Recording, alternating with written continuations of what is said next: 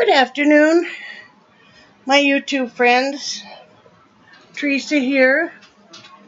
I thought I would do a quick vlog today on this channel. As you can see, I just got out of the shower, so my hair is still drying. I thought today's topic might be some of the things I think people don't think about unless you're real heavy, the things that we fight, and misconceptions. One of the misconceptions is that anybody large or overweight stinks. We don't stink. Not if we shower on a consistent basis, which most of us do. It takes us, I think if anything, we might be more aware of body odor and sweat. You know, sweat that gets between the rolls and stuff, and in the summertime heat. A lot of powder used. I will sometimes take 2-3 showers a day if I feel, gunky, as I put it. You have to be careful when you're a large person because moisture, whether it is just body heat, sweat, will get trapped in between the rolls, or like it'll get trapped in behind my knees.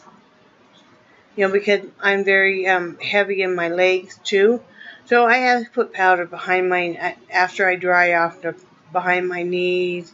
In the crease where your legs and your hips are. You guys don't know what I'm talking about. And under your tummy, under my breast. The very large breasted. Or else I'll get sores. And we all know the rashes, the heat rashes and the sores. Some people call it chub rub. It's just, that's a struggle. That's a struggle. One of the tricks is to use deodorant and then put the powder on, and that seems to work pretty well for the summertime. But no, we don't stink. I take good care of myself. That we're lazy. Come on now. It takes me a lot more energy just to get up than it does a normal sized person. I'm not lazy. My friends aren't lazy. It's an addiction. It's a food addiction. It's just like having an addiction to anything else, except for we can't just stop this. We still have to eat to live. We can't, it's like with alcohol or drugs, you can just stop it. You can get off of it, depending on what you're addicted to, what steps you have to take. Then just never touch it again. Food, you have to touch again.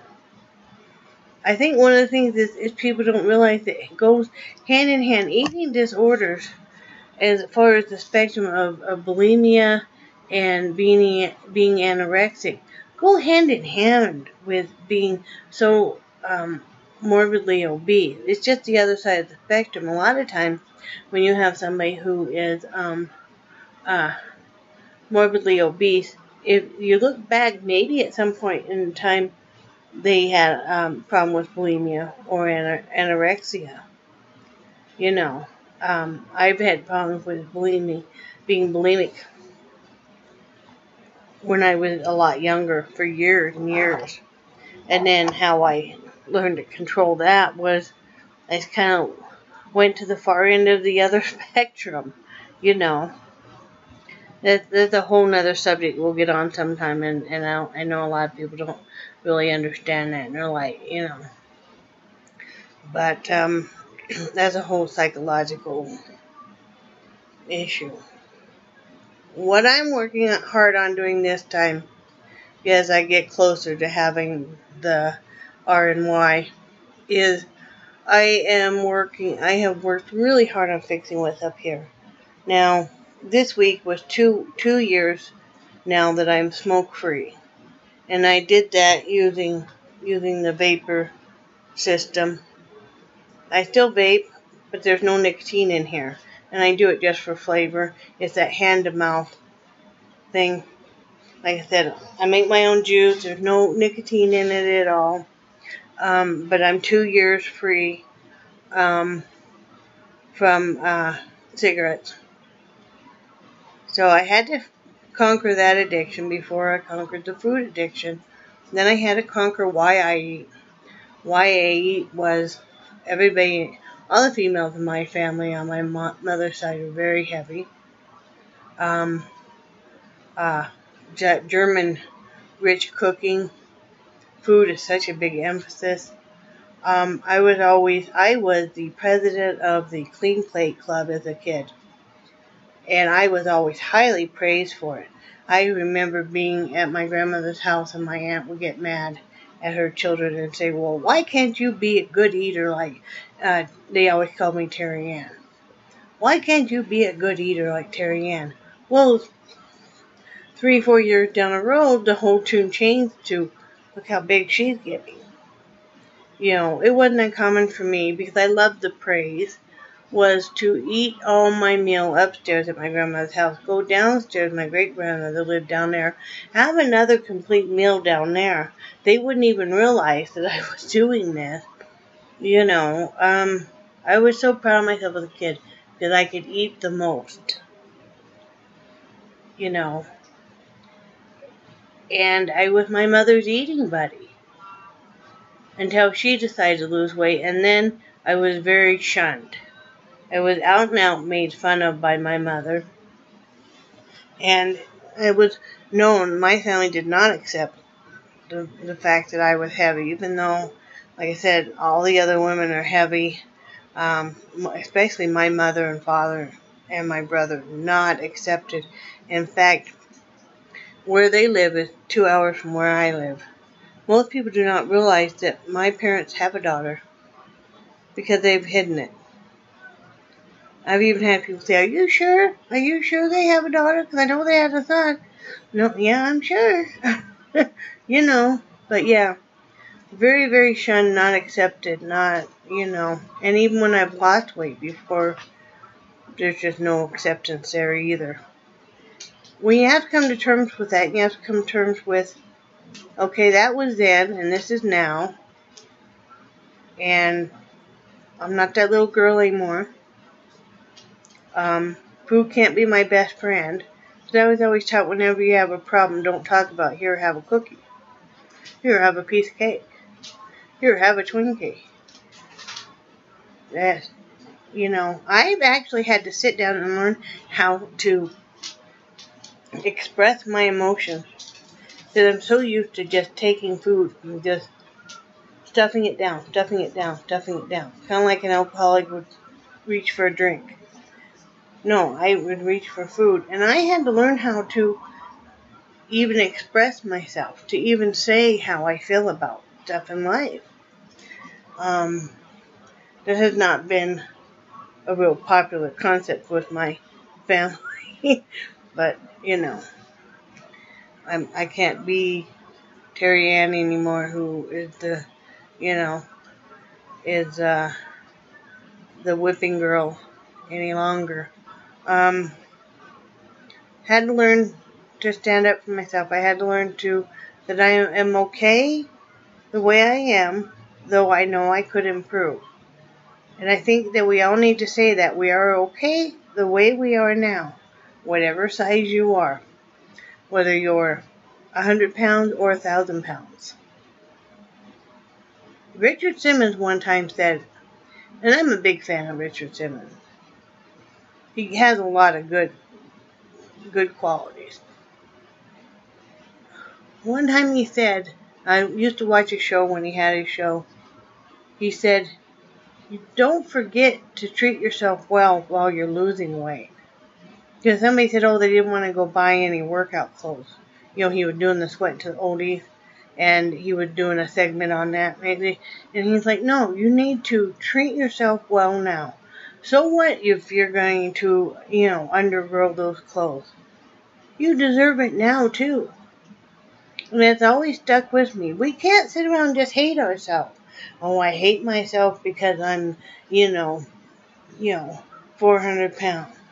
No, I love myself, and I love myself enough that I know that I deserve better. I have been doing a slow suicidal thing for so many years of stuffing my face, of stuffing my emotions down, of having food be my best friend so many times. Now, I want to live. I want a chance to do so many things in my life, you know. I'm 51 years old. I've raised my kids. It's just my husband and I now. Now it's time for me finally. I've done the whole family thing. Now it's time for me to totally focus on myself for a change. And my husband. He's a diabetic, so he has to really watch his weight. He used to weigh about 450 pounds, but he's 6 foot tall. Now he weighs, I think it's like 270 or something, but that's a good weight for him. And he's done that slowly by himself. I'm so proud of him. I am so very proud of him. I mean, being a diabetic and stuff, and and he knows that, and he's so supportive of my journey because he wants me around for a long time. He sat there in the doctor's office when the doctor is going over, how my lungs are and the oxygen and the high blood pressure and the edema, and has even said, I'm Advoc's terrific primary doctor who has slowly been suggesting without ever condemning me about, if you ever consider weight loss surgery, it would really help. And, he's been terrific. He never been one of these ones point finger and go, everything is because of, but it's like, it would help. But it's hard when your family doesn't accept you. They don't want you around, that psychologically really hammers into your head that if you're not a certain size, you are no good. And, we're all wonderful people no matter what size we are. We should never, ever think that we are less than because we never think you're less than because we weigh more than, So, I did really well yesterday eating until nighttime. And then I had popcorn and I had a piece of chocolate cake. But I'm back on it today. That's all I can do. The past is the past, and I just have to get right back on it and right back on eating correctly. I just had my lunch, which was, the portobello mushroom. I sliced those, and then I put,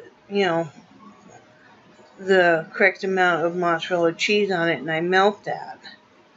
That kind of takes place of the bread for me, I'm learning ways to melt like cheese on vegetables and stuff. And I had some steamed mixed vegetables and some imitation crab meat. So that was pretty good.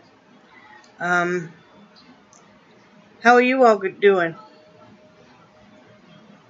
How are you guys doing with your eating? Are you guys exercising? If you guys ever want a link, I do have a link on a YouTube channel on here. I think it's called Live Strong. But they have a whole segment where you can sit in a chair and do a whole body workout. It takes about 25 minutes to do. I do that because of the osteoarthritis, and I can't really walk very far right now. And that really helps. You guys ever want a link for that, I'll be happy to give you that. Even my dietitian thought that was a great link. She wrote down the link and stuff to show her other patients. So drop me a line. Let me know how you're doing. Thank you for subscribing. Those of you who subscribed, it really means a lot. And together we can do this. Never, ever, ever give up. Each day is a new chance. And as long as we're drawing breath, we're never too old, and it's never too late. Remember that. I love you guys. And each day is a step forward. So I'll talk to you guys later. Bye.